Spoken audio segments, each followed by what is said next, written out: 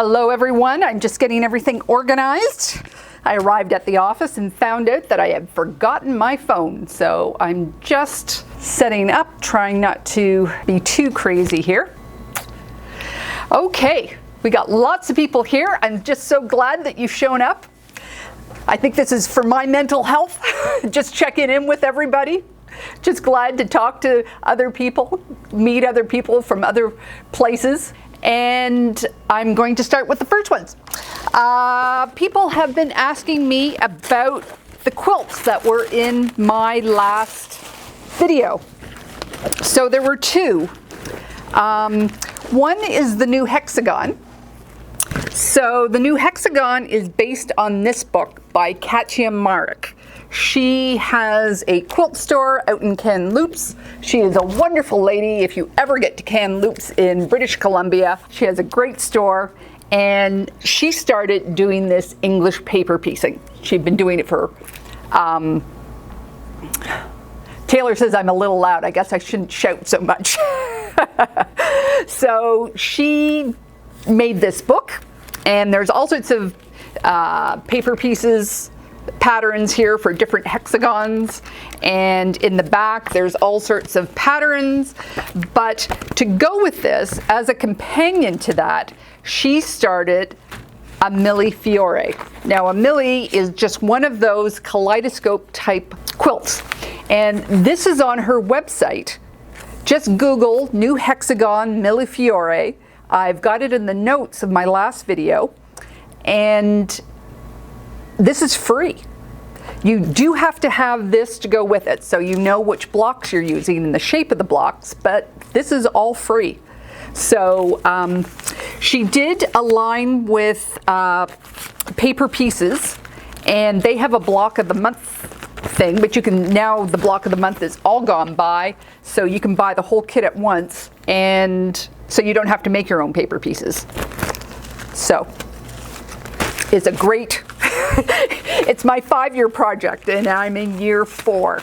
So, but it's pretty exciting now that it's all coming out, and I am learning so much about fabric placement and just how it impacts, like, value, and how patterns work together in that kaleidoscope way. It's not quite the same as the other millefiores out there, because they're just one piece that gets repeated around. This is a kaleidoscope within a kaleidoscope, so it's an excellent one. Now the other one is my 4th of July, and this is what it actually is supposed to look like. It is very, it's a lot easier to make than the way that I'm making it, but unfortunately it is now out of print. I was talking to my cousin this morning about it, because I started making it. I joined this Stitch and Chat group when I hadn't even completed a quilt, and this was my number 5 quilt that I had started. And not only did I say yes, I would do it, and this is an intermediate type quilt, I said I'll do the queen size. I'll do the queen size, and then I altered it. I made it even more difficult. I remember showing her this picture that I had done. So this is the way I'm doing it, and she just looked at me and said, "Good for you." And this is done by Quiltworks. It's a Judy Niemeyer. She has other patterns out there, sorry, quiltworks.com, but I believe it's out of print. So you'll have to check around with various quilt stores that do stock her patterns and go from there. You might even be able to get one secondhand. One other quilt that people keep asking me about is my orange and brown one that's on my website, and that is the Farmer's Wife quilt, the 2020 version. And with most of my books, I put a spiral binding on it. But I will warn you that there are almost 0 directions on how to make this. You get sort of a picture of what the block looks like, and then it comes with a CD, and each one of the pieces gets its own sheet. So if it's a 1-inch square, that is on one 8.5 by 11 sheet, and it's all done with, I don't know, the directions weren't that great, so I had to do math. I actually took a class on how to do this, and yeah, so it's a beautiful quilt, but the directions aren't the greatest. Oh, we've got somebody from Australia, another Karen. Hello, you should be able to hear. Okay, that's not me. Everybody's got the sound great. Okay, so let me just refer to a couple of other questions. What useful habits do you have that a beginner should adopt? I'm a newbie and want to get off to a good start. I learned about keeping scrap squares at the machine to use when I start stitching, and my little mountain of stitch squares just got ironed last night. Well, that's a good one. I think the other good one is just try and stay small. Just as you're learning and getting your basic quilts done, I think all of us get frustrated after the first couple and we want to jump a little bit farther, and in doing that we have a tendency to overbuy. We go out and buy tools, we go out and buy new sewing machines, we go out and buy patterns and fabrics, and that's just the one thing that you just have to keep under control. Just buy as you need things and not try and anticipate what you need. Change your needle often. That's a very good habit to get into. Change your rotary cutter often, and clean your machine. I clean my machine pretty well every day that I've been sewing anyways, and I try to change my needle once a week. I also change my needle when I'm moving from piecing to quilting. I always start quilting with a new needle, and my quilting needle is a size larger than my piecing needle. So if I've been piecing with an 80, I'm quilting with a 90. If I've been piecing with a 70, I quilt with an 80. Okay, so let's do the next one. What encouragement tips do you have for quilters who don't have space for a sewing room at the moment? I would quilt more now, but the constant packing up gets old fast, or the lack of the kitchen table. Okay, so it's just the way it is. I would say find yourself a closet and get yourself a rolling rack so that you can put your stuff on the rolling rack and just roll it into the closet. You can still hang things up above, but at least then your equipment that you have can be rolled out of the way and rolled back out. So it can be hidden underneath a table, it can be hidden in a closet, it can be hidden in the bathroom. But I have found having things on rollers really important when space is tiny. Do I do my own machine quilting or hire it done? In the beginning, I think I've had 3 quilts professionally done. I definitely have my first 2, and then I took a long arm class and I rent a long arm, and I have a couple of friends that have long arms. I have one very generous friend that invites me up, and we have a good weekend, and she lets me use her machine. But I try to do my small quilts on my sewing machine, one just to keep learning some free motion quilting skills.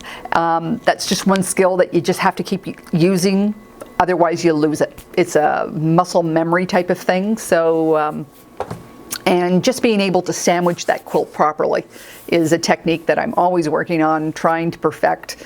And I'm going to be doing a video later in the year, hopefully sooner than later, just on some beginner quilting patterns. So stay tuned for that. The best beginner quilting pattern, I don't have it with me. It's just a loop-de-loop. It's not the meandering one. The meandering one is where you don't cross over. The easiest one is just doing great big spirals, and you just loop around in just beautiful big spirals. If you're just doing straight line quilting, just doing straight line quilting is very easy. Stitching in the ditch is harder than stitching just beside the ditch, and I would recommend stitching just beside the ditch because as a beginner your seams aren't necessarily as straight as they should be. And it's still, even when they are straight, it's pretty hard to keep your needle in that right spot. And you have different colors as well. It might be right for one fabric, but it doesn't blend with another. So yeah, the stitch close to the ditch, but not in the ditch. What's the difference between 100% cotton and quilter's cotton? Well, quilter's cotton is 100% cotton, but there are, I think I looked into it not too long ago, and there's so many different varieties of cotton fabric. So when they're talking about quilter's cotton, they're talking about it's a medium weight, there's a certain density of the threads, and the pattern is printed on top of it. So if you look at the back of quilter's cotton and the front of quilter's cotton, it will look different. I'm sure I've got a piece here somewhere. Here's a piece. So this is the front and this is the back. And that's one way that you can easily tell quilter's cotton. You get into shirting and things like that, and the threads are actually different colors. Do you find binding or facing a quilt better? I've only faced a couple of quilts. I prefer binding just because it's just a little bit easier process for me, but there are certain times when facing is more appropriate. I personally like the thicker, I'm going through a stage where I like the thicker 1-inch binding, and I will be doing a video on that soon. So I just find I don't need to use a border. It just provides the framing and the binding all in once. It is more fiddly, and you do use at least twice the amount of fabric, but it works. I like it. That leads me into another question. So let me just find my color tool. People always are asking me what color of binding, what color of borders should you use? And so many people say black. Always use black. And I am not a black person who uses a lot of black, but I understand the concept. What you're looking for is a frame that keeps your eye in the center of the quilt. So for me, I would find the dominant color in the quilt and then take your color wheel and go for that color that's right down here. So, you know, I do a lot of orangey quilts, so I use a lot of brown. But if the dominant color was blue, I would use one of the darkest navy I could find, or a dark, if it was purple, then there's that dark ultramarine blue, and so on. You also want, you want the darkness, but you don't want the color, because the closer that you get to the hue, the more it's going to be competing with the colors in your quilt, and you don't want that. You want the focus, you want your eyes going to that center. The exception to that is when your center of your quilt is really nice and busy and it's strong enough to keep your attention. Like if there's a panel, or sometimes in baby quilts, the panels are really nice and bright. And in that case, I would go with a slightly lighter, but still very desaturated color in the edge. Okay. I'm an experienced seamstress, but vicarious quilter only, and want to know what to begin with. I was a seamstress, well, I sewed my clothes earlier in my life, and it is quite interesting moving to quilting, how different it is.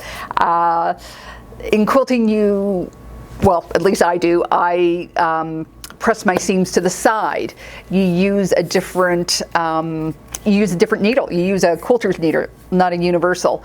You use a 1/4-inch seam. So getting used to, I couldn't believe how difficult getting used to a 1/4-inch seam was. And the accuracy becomes a big issue. So that's where I would start. Always start with a beginner quilt. Beginner quilts are just squares that you pull together. They can be recycled, they can be brand new, they can be scraps, and you learn so much in your first couple of quilts, and then you can start apply all your wonderful other skills. The other thing is, in quilting, you use a rotary cutter. I don't know whether in dressmaking they're using rotary cutters now, but I still use a lot of my my long shears. So yeah. Take it for a test drive. You'll be interested. It's quite fascinating how many differences there are between sewing and quilting. What is facing a quilt? I've never heard of that. Facing a quilt is, instead of putting this binding on a quilt, you basically, like, you would sew the fabric on and then you would roll it all under, so that you actually don't have a binding at all. That's what facing a quilt is. I find that so much more common on wall hangings, and when you're making other things like mug rugs and table runners and things like that. I find for a quilt, like something that somebody's actually going to be holding, that a binding is a much better way to go. Am I going live on YouTube? No. My personal preference here is to go live on Facebook, because I personally find a lot of Q&As are filled with a lot of dead space. There's that whole 5 minutes in the beginning when everybody's arriving, and then there's just a lot of breaks in it. So I like to take this, I record it, and then I cut out all the dead space, and then I like to add in anything that we've talked about. So if I'm referencing a video, I like to put that link in there, or a picture when it's necessary. I also like to mark the questions that have been asked. So if you go to one of my Q&As on YouTube, you'll find some timestamps. That's a new feature that YouTube has. So this is just my preference. Maybe one day I'll start doing live ones when when I'm not on my own doing them. So this is why I do it on Facebook. Do I always sew my bindings by hand? Lots of binding questions today. I certainly put the first side on by machine and then roll it under. If it's for anybody, if it's going to a particular person, or it's a quilt that I put a little bit more effort into, like this one, yes, I always sew it. I've got plenty of dead time at night when I'm sitting with my family watching TV. That's when I do my hand sewing. When I'm making them for charity, I don't. I do machine quilt those, machine sew those, just because there's just not enough time. Often my friends and I will do, 11 in a weekend, and my fingers just can't take it. It's just too intensive, and we're trying to give them away quite quickly. So yeah, so charity ones I machine sew. Ones that I'm giving to friends, I always hand sew. What wadding do I use? I think you're talking about what batting I use. I am using right at the moment an 80-20 mix. I was using 100% cotton. I bought this roll because it was available, and I know some people had used it, and I'm going to be going back to cotton as soon as my roll is done. I just find the poly blend just creates just too much dust. There's just this fluff in the air all the time that I don't care for. So yeah, that's what I'm going to be doing. What does stitch in the ditch mean? Stitch in the ditch means, so here are where my fabric meets. Stitching in the ditch, sorry, move it over here. This is where two seams meet. Stitch in the ditch means stitching on this side. It is a term that comes from hand sewing. So when you're doing the needle, and you push all the fabric to one side, this was the side that only had one layer of fabric in it. So it was easier to sew, and that was called stitching in the ditch. When we are machine quilting, it's just trying to get that stitch right down that very middle. And it's also one reason why I don't split my seams open, because that can be very weak that way. And the worst thing, the thing that you don't want is your batting ever being exposed. So that's I always press to the side. How do I label or cut my pattern pieces?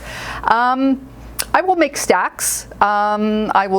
Sometimes I have pins with a head on them, like a flat head, and I'll often just take a Sharpie and write on that 1, 2, 3, 4, 5 or A, B, C, D, and just hold them together. Sometimes I just use a scrap of paper and I have a clip and just clip them all together. It just depends on what I'm doing. Just really depends on what I'm doing. When I'm paper piecing, I take one copy of the pattern and I cut out the shapes, and that's what I use to cut my fabric with as a guide, and I will just leave those on top of the pieces so I know exactly which ones I'm dealing with. Borders, how big is too big? You want to take a look at the rest of your quilt, and it depends on what the shape of your blocks are. A good rule to follow is, if like this is, I think this is 16 inches, but you've got a piece right here, so I would probably make a border that was the width of this block to go with that. But it just really depends on what you've got. Like if you're doing sashing, I would use between a half and a third of the block that's next to it. But again, it depends on what you need. Borders are often used to get the size of the quilt that you want, and it's also the part that's visible when it's lying on a bed. So if you want your eye being drawn to your quilt, you don't want to have a huge border, because otherwise it's going to be all about the border. Yeah, there's no easy answer to what size, but I would work with a half or a third of the block that's next to it, and go from there. When piecing a hexagon quilt, do you hand sew together or machine sew them together? On one of my other videos is about making a soccer ball from hexagons, and I did that all by machine. But my new hexagon quilt that I'm working on, that's all hand sewn. Every single stitch of it is hand sewn. I will be machine sewing the border on, I should say the binding on, the top part of it, and then hand sewing it, but other than that it's going to be completely hand sewn. I haven't decided on the quilting part yet. It's probably going to be a mixture of machine and hand. I feel like making a quilt top. I love how it turns out, but then when I turn on my machine and quilt it, I feel like it doesn't measure up. When somebody else looks at it, they tell me how pretty it is and it looks fine to them. I'm new at this. Well, that's just one of the issues that we deal with as a beginner. Quilts are very forgiving once they have bindings on, and you have to forgive yourself all your little imperfections. You know where they are, but so many other people cannot see them. And just be kind to yourself. It's just part of the learning curve, and practice and you'll get better. I think that's all of us as beginners. You cannot compare yourself on an average day to somebody on their best day, or worse, one of your bad days to somebody on their best days. So often we compare ourselves to the person who's won the Olympic gold medal, in our case Houston, and show quilts and things like that. That's not where you should be. And I would be focusing so much more on the love that you're putting into it, and people will appreciate it. There is a lovely, lovely story over on, I think it's on my Instagram. But if you watch my last video, you know that I put out a question to everyone on Instagram, YouTube, and Facebook to tell me why they started quilting. And this woman talks about taking all this ugly, horrible fabric and making a quilt, and she was truly giving it to her sister to be a dog quilt. And she found her sister had it like 20 years later, and she was going to throw it out, make her a new one, and her sister would not part with it. She had gone through so many issues. She had gone through sickness, she'd gone through hard times and whatever, and she had that quilt on her bed for the past 20 years, and she was not parting with it. So don't undervalue your work. They are so appreciated. And I know myself, I made that ugly quilt and I threw it on my son in the hospital thinking he's a guy, he's not going to appreciate it. And I found him every day just snuggled up to that thing. So love comes in a square, rectangular size. So take care. What can you do when you can't muster up the oomph to sew? Or maybe that doesn't happen to you. Well, if you watched my last video, you know it's been happening to me.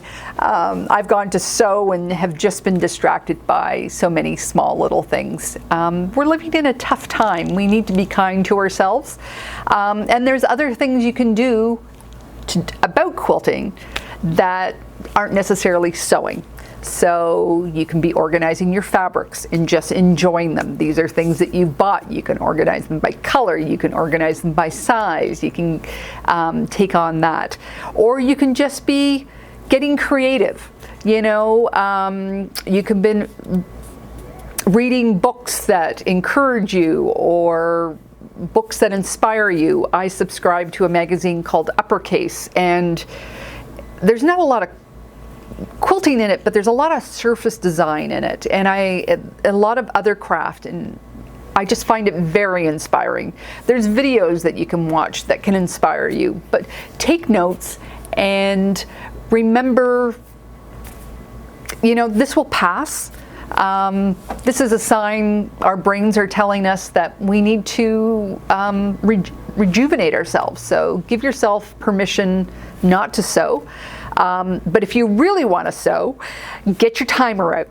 That's how I do it all the time. I say, okay, I don't want to do this, but I can do anything for 15 minutes, or I can do anything for 30. So, and it's amazing how much you can work through in that 30 minutes. And that can either inspire you to move on, or you can just give yourself permission to stop and go on to something else.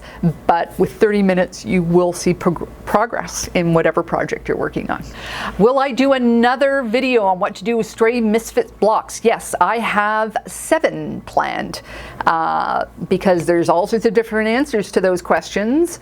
Sometimes they match, sometimes they're the same size, sometimes there's a theme, and just all the various combinations. So yes, I will be doing more. That was the first in a series. What is the smallest scrap piece I have used? I limit it to a 1 inch by 1 inch piece, and I use that in my crumb strips. I really don't like piecing that small in a quilt because I find my accuracy isn't where I like it to be. Now, I was supposed to be taking a course this fall with is it Elizabeth Kinch or Mary Elizabeth Kinch? Elizabeth Mary. Oh. Anyways, we were going to do some small scale quilting, and I hoped she would have some pointers for me on how to stay straight. So 1 inch by 1 inch, and anything below that I throw out. How do you find time to sew? I thought that when my kids had grown, youngest is home but she's 21 and heading back to college, that I would have more time. Nope, my full-time job, plus dinner, cleaning, laundry, I just don't have the time I thought I would. Well, in my home, my son does the cooking, and my husband insists I no longer know how to load the dishwasher, so he cleans up the kitchen at night. I do the other cleaning. It's just priorities. So if sewing's important to you, you may find that you have time. You may, if you have all these other priorities that are in front of it, you may just not have enough time. I would go back to your timer. I would see what you can delegate to other people. You've got other adults in the house. They should be sharing the load with you, especially if you're coming to this stage of your life. It's time to share the load. It's not the same as it used to be when the kids are smaller. So yeah, and give yourself permission that maybe this is just not the right time. Again, we're living in strange times, and you may have other worries. So maybe you work with your fabric just a little bit differently. Wondering the best pen for marking. This is Carol Brown. She's making a Bargello quilt, and she needs to label each strip, and I'm afraid to use something that might fade before I get finished. Usually people are more worried that it will stay after you're finished. I use friction pens. Now, I only use them in the seam allowances because they do actually hang around. They disappear when you apply heat to them, but they come back when it gets cold. So a lot of people will say don't use them. But I use them all the time, and that's what I use for my marking. And you probably need to do the same with your edges. You're just wanting to make sure. But there's other ways of doing it. There's chalk, there's other pens. I'm sure other people will have comments in the notes on which ones they use, but personally I use friction and I use a lead pencil. Between the two, they normally work for me, and I have a very fine chalk pencil to use on black. Yeah. What are my favorite pre-cuts to work with? Complete beginner and love any pointers towards jelly roll patterns. So, when I was a beginner, my first 3 quilts that I started were gigantic quilts. And in frustration, I went to my very first guild meeting and I saw people had completed their quilts. So I ran out, I saw the Fat Quarter Shop's jelly roll jam video, and I was so excited by it. I went out and bought a jelly roll and made it. That was so exciting to have that done so fast. It truly was done in an afternoon. Still a favorite quilt. I make that pattern all the time. But personally, fat quarters are my kryptonite. I don't think I've ever walked by a fat quarter I didn't love. You know, there's something about that size. Though as I'm maturing as a quilter, I'm buying a different size. But I think as a beginner, fat quarters are probably a good place to start.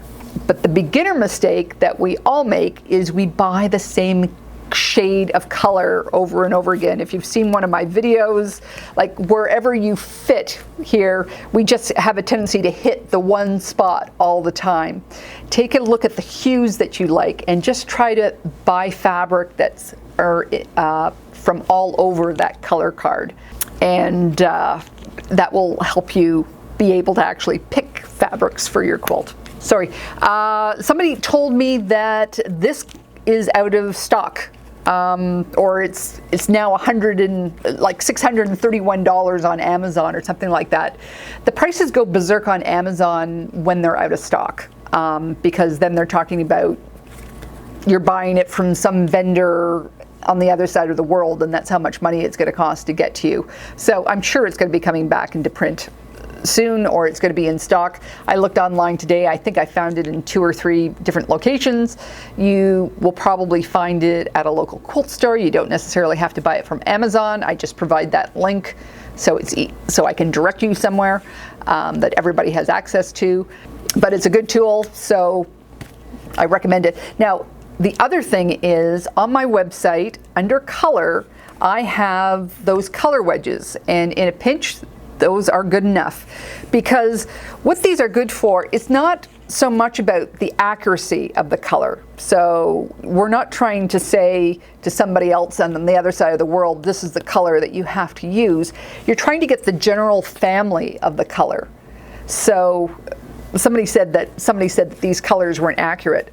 They're accurate enough. You don't need to worry about any more accuracy than what you have here. Another motivation question. How do you get motivated? This is from Phyllis Woods. How do you get motivated to work on a quilt when you don't love the fabric? This is a huge challenge for all of us when we are working on, it happens when we're a beginner, we choose the wrong fabric, it's just the fabric that's available, or they're donated fabrics to you, or you're wanting to make it for someone else and they're not your colors. Colors can drag you into a different mood. Colors are associated with different moods. And like personally, I do not like sewing with black. Much too. And I don't actually like sewing with blue, but it just seems all my last quilts have been blue. But I've got to be so you have to be careful. You have to manage your time. You can't sit down and say, I am working on this all day, because you just can't. Your brain your mood, your emotions, it just doesn't happen. So that, again, talking about bringing out that timer, I've got a link to where you can purchase one if you don't have one down in the notes, and I swear by it. I really do, because it can just get you through those projects. I also find visualizing the person that you're giving it to and how much they're going to appreciate it very helpful. Just talking about the love that you have for them, all the good times you've had with them. I find that also. So between managing your time, visualizing the person that you give it to, and just set a realistic timeline to make it, okay? But it's a tough one. It's a tough one. Any suggestions for picking out fabrics for a quilt backing? I don't want my saving money to cause me to end up with a backing that doesn't complement the front. So again, I like to make after quilts. I find it's a fun exercise. If you don't know what an after quilt is, I'll leave a link to my videos on them. I have 2 videos, one where I explain what it is and how to make one, and another one where I actually show you one that I've made and the process. I usually take, again, the dominant color and just find a, backings are like marbly and or they call them grunge. They've got a texture to them, but I find that desaturated version of them, the darker version of it. That's me personally. I'm actually just purchased the backing. I purchased a wide backing for my 4th of July one, the very bright one, and I just went out and chose a blue with lots of undercolors that complement the front. I don't often buy wide backings though. I usually just go with a color that there's some commonality between the color in the back and the color in the front. This one, you wouldn't think that this really matches this, but there's enough common colors that I find it does work. So, and it actually is a beautiful fabric. I bought it on a discount bin, and I had, I think, about 3 other bolts in my hand at the time that I was buying the full bolt, and I decided I was only going to buy 5 yards of this one, and I should have bought the whole bolt. I really do like it. It feels wonderful. So it has the orange, it has the yellow, and that's just enough to carry it through. So just keep an eye out for those bolts and keep them in your closet and use them when you need to. And yeah, that's what I would do. I'm at a loss as to how to mark a quilt for the quilting. I have heat erase pens, washable pens, but I don't know how to tackle the problem. Well, it depends on how you're quilting. There's also the stomp pad method that you can use with stencils, and it depends on your level of quilting. So if you're a beginner, I would probably choose just straight line quilting for your first couple of quilts, and just use what's called dot to dot, and that's lining up your ruler and just mark dots on where it crosses the seams, or any other points that you need to mark. And again, I just use a small dot of either a lead pencil or a friction pen. I don't use much. It's just enough to draw your eye down the path. And as you get more confident and more experienced, you're going to find the technique that works right for you. So I can tell you what works for me, but the most important thing is what works for you and how you quilt. So if you're doing more free motion, if you're doing more straight line quilting, you know, you're going to use different tools. So don't be afraid to make a mistake. Experiment. I mean, it truly, the first 3 or 4 years of quilting is so full of experimentation, and I hope you continue to experiment after that as well. Okay, so I've just been told that we've been on 40 minutes. Holy mackerel, 45 minutes. Time has gone very, very quickly. Thank you all for showing up. Please check out the last video. I'm working hard on a new a Stash Buster quilt for next week, so keep your eyes out for that. You can find me on Facebook, you can find me on Instagram, and you can find me on Pinterest, all at Just Get It Done Quilts. You know, on my website, I've got free Stash Buster patterns and those color code downloads. Yes, so there's all. Thank you so much for showing up. It has done wonders for my soul, really has. I just love hearing from you. I love hearing that you're from all over the world. I love that I can help you with some of your questions. The questions that I haven't been able to ask, I'll probably either roll them into my Coach Karen series, or I'll try and get to them later tonight. So take care. Thanks for showing up, and I'll see you next time. Take care. Bye.